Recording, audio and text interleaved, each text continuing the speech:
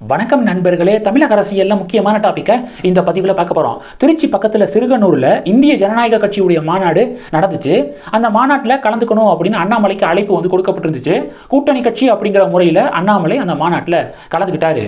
தந்தி TV என்ன செய்தி போட்டாங்கன்னா 1,00,000 இருக்கைகள் போடப்பட்டிருந்துச்சு, 100 பேர் தான் ஆனால் உட்காந்துருந்தாங்க அப்படின்னு சொல்லிட்டு தந்தி டிவி செய்தி போட, சன் நியூஸ் காலி இருக்கைகள் மத்தியில் உரையாற்றிய அண்ணாமலை அப்படின்னு சொல்லிட்டு சன் நியூஸ் செய்தி போட, எப்படி சன் நியூஸுக்கே தந்தி டிவி டப்பு கொடுக்குறாங்க பார்த்தீங்களா, அப்படி செய்தி போட திமுகவும் அதிமுகவினரும் அந்த காலி சேர் போட்டோ இருக்குது பார்த்தீங்களா, அதெல்லாம் சோசியல் மீடியாவில் வெளியிட்டு அண்ணாமலைக்கு கூடிய கூட்டத்தை பாருங்க அப்படின்னு திராவிட கட்சிகள் பங்காளி கட்சிகள் பதிவுகளை போட்டுக்கிருந்தாங்க. கடந்த 2 நாட்களாக அதை பற்றிய டாபிக் தான் நம்ம பார்க்குறோம். இது குறித்து அண்ணாமலை கிட்ட கேள்வி கேட்கப்படுது. அண்ணாமலை என்ன சொல்கிறாரு அப்படின்னா, இது ஐஜேகே கட்சியுடைய மாநாடு, அந்த மாநாட்டுக்கு கூட்டம் இருக்குது கூட்டம் இல்லை அப்படிங்கிறத அவங்க கிட்ட தான் நீங்கள் கேட்கணும். நான் கூட்டணி கட்சி அப்படிங்கிற முறையில் போய் கலந்துக்கிட்டேன். எப்படி சவுத் இந்தியன் ஃபார்வர்ட் பிளாக் பார்ட்டியுடைய மாநாடு நடந்துச்சு, மதுரை ரீஜியனில் நடந்துச்சு, எனக்கு அழைப்பு கொடுத்தாங்க, நான் போய் கலந்துக்கிட்டேன். அதே மாதிரி ஐஜேகேவும் அழைப்பு கொடுத்துருந்தாங்க, நான் வந்து கலந்துக்கிட்டேன். கூட்டம் இருக்குது கூட்டம் இல்லை அப்படிங்கிறத அவங்கள்ட்ட தான் கேட்கணும். பாஜகவுடைய மாநாடு பாஜகவுடைய பொதுக்கூட்டம் அப்படின்னா அதை பற்றி என்கிட்ட கேளுங்க. பல்லடத்தில் போட்ட கூட்டம், திருநெல்வேலி, தூத்துக்குடி அங்கே நடந்த பொதுக்கூட்டம்லாம் இருக்குது பார்த்தீங்களா, அது குறித்து கேள்வி கேளுங்க, நான் சொல்கிறேன். நேற்று சொன்னார், நாளைக்கு சென்னையில் வந்து பொதுக்கூட்டம் நடக்க போகுது, அது குறித்து அது ரிலேட்டடாக கேள்வி இருந்துச்சுன்னா கேளுங்க அப்படின்னு அண்ணாமலை பதில் கொடுத்துட்டு போயிருக்காரு. இப்போ விஷயம் என்ன அப்படின்னு பார்த்தீங்கன்னா, திராவிட கட்சிகள் நேற்றுலேருந்து ஒரு புகைப்படத்தை சமூக வலைதளத்தில் வைரலாக வந்து ஷேர் பண்ணுறாங்க. என்ன புகைப்படம் அப்படின்னா, பீகாரில் ராகுல் காந்தி அவர்களும் தேஜஸ்வி யாதவ் இருக்காரு பார்த்தீங்களா, இவங்க 2 பேர் சேர்ந்து ஒரு பொதுக்கூட்டத்தை வந்து நடத்தியிருக்காங்க. அந்த பொதுக்கூட்டத்துக்கு வந்த மக்கள் கிரௌடை வந்து பாருங்க. பீகாரில் பாட்னாவில் காந்தி மைதானத்தில் அந்த மாநாடு வந்து நடந்திருக்கு, எவ்வளோ கூட்டம் பாருங்க அப்படின்னு சொல்லிட்டு திமுகவுடைய ஆதரவாளர்கள்லாம் பதிவுகள் போட ஆரம்பித்தாங்க.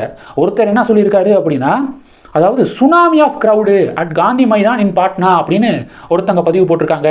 இன்னொருத்தர் பார்த்தீங்க அப்படின்னா, பாஜகவுக்கு முடிவுரை எழுத திரண்ட கூட்டம் அப்படின்னு சொல்லிட்டு ஒரு திமுகவுடைய ஆதரவாளர் பதிவு போட்டிருக்காரு. இன்னொருத்தர் 10 லட்சம் பேர் திரண்டன அப்படின்னு இன்னொருத்தர் பதிவு போட்டிருக்காரு. திமுகவுடைய ராஜீவ்காந்தி இருக்காரு பார்த்தீங்களா, அவர் மோடியின் ஆட்சிக்கு இறுதி நாட்களை என்ன தொடங்கிய கூட்டம் அப்படிங்கிற மாதிரி போட்டிருக்காரு, பதிவு போட்டிருக்காரு. இது மாதிரி வேற லெவல் கிரவுடு அப்படின்னு சொல்லிட்டு பதிவு போட்டிருக்காரு. அந்த ஃபோட்டோவை எடுத்து தேடி பார்க்கும்போது அது வந்து ஒரு பொய்யான ஒரு ஃபேக்கான ஃபோட்டோ அப்படிங்கிறது தெரிய வருது. அந்த புகைப்படத்தை 2017 லல்லு பிரசாத் யாதவ் இருக்கார் பார்த்தீங்களா, அவருடைய சமூக வலைதளத்தில் போட்ட ஃபோட்டோ தான் அது. அப்போ 2017 போடப்பட்ட ஃபோட்டோவை இப்போ வந்து சமூக வலைதளத்தில் போட்டு இப்போ கூடிய கூட்டம் அப்படின்னு சொல்லிட்டு திமுகவும் சரி காங்கிரஸும் சரி நேற்றுலேருந்து ஃபயர் விட்டுட்டு இருந்தாங்க. அப்படி 2017 லல்லு பிரசாத் யாதவ் போட்ட கூட்டமும் அந்த ஃபோட்டோவும் மாறுபடு ஃபோட்டோவாம், அதுவே ஃபோட்டோஷாப் பண்ண ஃபோட்டோ தான் அப்படிங்கிறது தெரிய வருது. அப்போ 2017 உள்ள ஃபோட்டோவை பதிவை இப்போ போட்டிருக்காங்க, இப்போ நடந்த மாதிரி போட்டிருக்காங்க திமுக காங்கிரஸ். அது ஃபஸ்ட்டு ஜோக்கு. 2வது ஜோக்கு என்ன அப்படின்னா, 2017 போடப்பட்டதும் லல்லு பிரசாத் யாதவ் போட்டதும் ஃபோட்டோஷாப் பண்ணி போட்டது தான் அப்படிங்கிறது தெரிய வந்திருக்கு. இந்த சம்பவத்தை சுட்டிக்காட்டி இப்போ பாஜக திமுக மற்றும் காங்கிரஸை கடுமையாக விமர்சனம் பண்ணிக்கிட்டு இருக்காங்க அப்படிங்கிறத பார்க்குறோம். பீகார் பாட்னா இந்த பொதுக்கூட்டம் அப்படிங்கிறத சொன்னனால ஒரு விஷயம் ஞாபகம் வருது. நேற்று பார்த்தீங்கன்னா ராஷ்ட்ரிய ஜனதா தளம் பீகாரில் பொதுக்கூட்டம் வந்து நடத்தியிருக்காங்க. அந்த பொதுக்கூட்டத்தில் பேசின லல்லு பிரசாத் யாதவ் இருக்கார் பார்த்தீங்களா, அவர் பிரதமர் மோடி அவர்களை தனிப்பட்ட வகையில் விமர்சனம் பண்ணி பேசியிருக்காரு. அதாவது மோடிக்கு குடும்பமே இல்லை அப்படின்னு சொல்லிட்டு பேசியிருக்காரு. இது பாஜகவினர் மத்தியில் மிகப்பெரிய ஒரு கொதிப்பை வந்து ஏற்படுத்தியிருக்கு. இன்னைக்கு தெலுங்கானாவில் பிரதமர் மோடி அவர்கள் லல்லு பிரசாத் யாதவ் பேசினார் பார்த்தீங்களா, குடும்பம் இல்லை அப்படின்னு சொல்லிட்டு அந்த வார்த்தையை பயன்படுத்தினார்ல, அது குறித்து பிரதமர் என்ன சொல்லியிருக்காரு அப்படின்னா, எனக்கு குடும்பம் இல்லை அப்படின்னு சொல்லிட்டு எதிர்கட்சிகள் என்னை வந்து விமர்சனம் பண்ண வந்து தொடங்கியிருக்காங்க. எனக்கு 140 கோடி பொதுமக்கள் வந்து என் மேலே மிகப்பெரிய அன்பு வச்சுருக்காங்க, அவங்க தான் என்னுடைய குடும்பம் அப்படின்னு சொல்லிட்டு பிரைம் மினிஸ்டர் இன்னைக்கு பதில் வந்து கொடுத்துருக்காரு. மத்திய உள்துறை அமைச்சர் அமித்ஷா அவர்கள், பாஜகவுடைய தேசிய தலைவர் ஜே.பி. நட்டா அவர்கள் அவங்களுடைய சோசியல் மீடியாவில் அவங்க பேர் இருக்குது பார்த்தீங்களா, அந்த பேருக்கு பக்கத்தில் மோடி கா பரிவார், மோடிஜியுடைய ஃபேமிலி அப்படின்னு சொல்லிட்டு பிராக்கெட்டில் அதை வந்து ஆட் பண்ணியிருக்காங்க. பாஜகவுடைய தொண்டர்கள் எல்லாமே நாங்கள் மோடியுடைய குடும்பம் அப்படின்னு சொல்லிட்டு இப்போ பதிவுகள் போட வந்து ஆரம்பிச்சிருக்காங்க. தமிழகத்தில் பங்காளி கட்சிகள் திராவிட கட்சிகளுக்கு மீடியா பலம் ரொம்ப அதிகம்.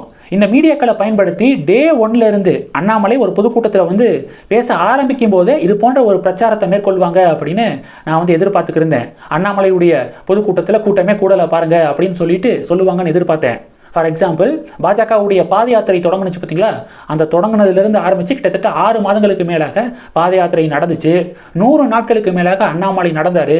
அந்த ஒவ்வொரு பாத யாத்திரையின் போது திராவிட கட்சிகள் இது போன்ற ஒரு பிரச்சாரத்தை முன்னெடுப்பாங்க. அண்ணாமலைக்கு கூட்டம்லாம் கூடல பாருங்க, இந்த பாத யாத்திரையே ஃபெயிலியரு அப்படின்னு சொல்லுவாங்கன்னு எதிர்பார்த்தேன். ஆனால் சொல்ல முடியலை அவங்களால. ஏன்னா எல்லா தொகுதிகள்லையும் மிகப்பெரிய அளவில் கூட்டம் வந்து கூடுனுச்சு. அதன் பிறகு பார்த்தீங்க அப்படின்னா பல்லடத்தில் பாஜக பாத யாத்திரையுடைய நிறைவு விழா நடந்துச்சு பார்த்தீங்களா, அந்த நிறைவு விழாவில் இது போன்ற ஒரு பிரச்சாரத்தை முன்னெடுப்பாங்க அப்படின்னு எதிர்பார்த்தேன். அப்பையும் அவங்களால முன்னெடுக்க முடியலை. ஏன்னா பல்லடத்தில் நடந்த அந்த பொதுக்கூட்டத்தில் மாநாட்டில் எந்த அளவுக்கு கூட்டம் கூடுனுச்சு அப்படிங்கிறத இந்த புகைப்படங்களை பார்த்தாலே நம்மளுக்கு தெரியுது. சரி, அதன் பிறகு அடுத்த நாள் திருநெல்வேலி தூத்துக்குடியில் நடந்த பொதுக்கூட்டத்தின் போது இது போன்ற கூட்டமே கூடல பாருங்க அப்படின்னு சொல்லுவாங்கன்னு எதிர்பார்த்தேன். அப்பையும் சொல்ல முடியல.